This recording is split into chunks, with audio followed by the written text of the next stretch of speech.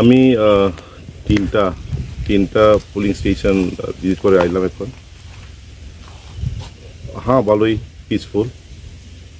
And আমি মনে করি মানে at least in 11 Maharanipur Teliamura constituency peacefully হবে। আমি বিজেপির কন্টেস্ট্যান্ট সাথেও আলোচনা হয়েছে, উনিও পজিটিভ। এখন পর্যন্ত কোনো অপ্রীতিকর কোনো ঘটনা বা ইয়ে আসেনি যেটা শাসক দলের থেকে কইছে যে অনেকখানে পুলিং এজেন্ট দিতে পারছে না বিজেপির টাকা, এই ব্যাপারে কি বলবেন?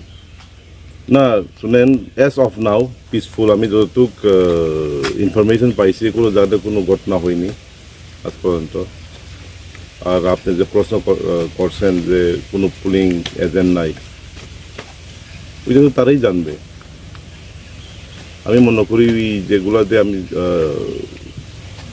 ভিজিট করে আইছি ওইখানে তো বিজেপি নাই।